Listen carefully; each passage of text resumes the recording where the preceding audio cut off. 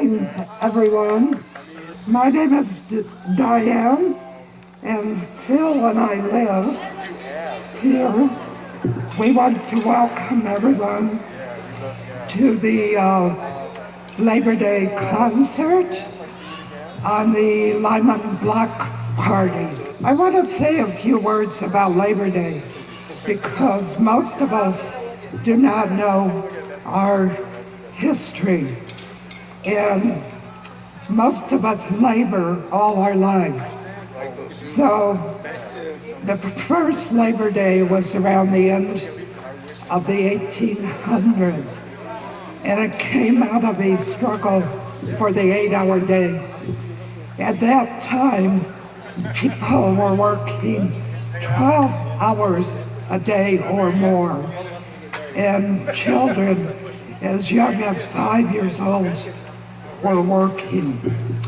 So the fight for the 8-hour day came out of a series of strikes, and one of the major strikes was in Chicago in an area called Haymarket Square, and those were the workers at the McCormick Reaper plant, and they were on strike, and they went to what is called Haymarket Square, which is west of the Loop. Somebody threw a piece of dynamite in the crowd, and the police started shooting.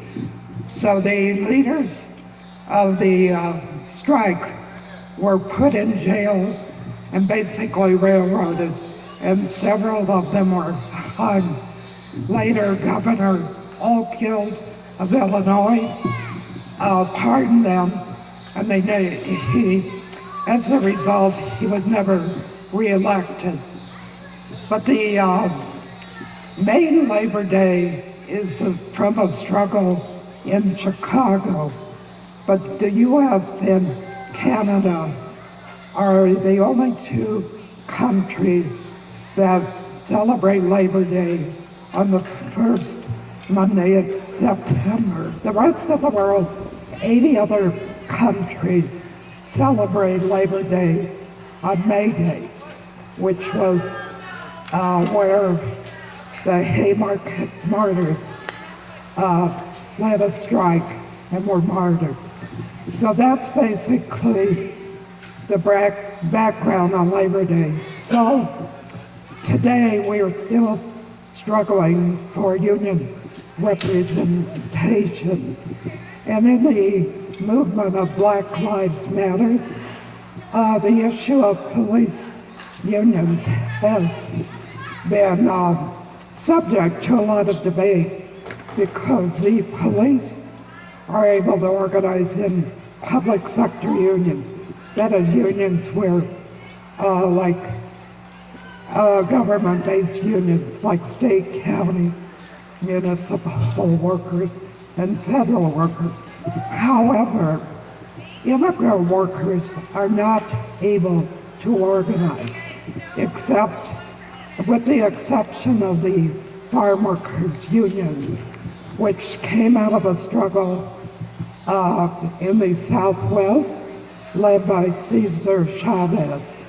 And the main workers were immigrants from Central South America and Mexico that were laboring in the fields. And they went on strike. Some of you may be old enough to remember.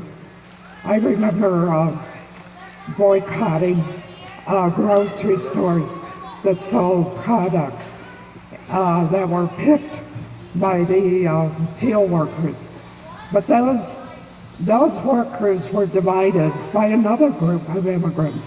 The owners of the places where they worked recruited Filipino workers. So the Filipino workers were used against the immigrants from Central and South America. But the way the union organized was to bring the two groups together. And that's what we need to do today. We need to stand with organizations like Black Lives Matter, with immigrants in Pilsen and Little Village that are fighting against unfair detention at the borders and by ICE. And we need to be part of a movement to rebuild the labor movement and include those that have been excluded. So, thank you. Thank you, Diane. Get us started. Wonderful.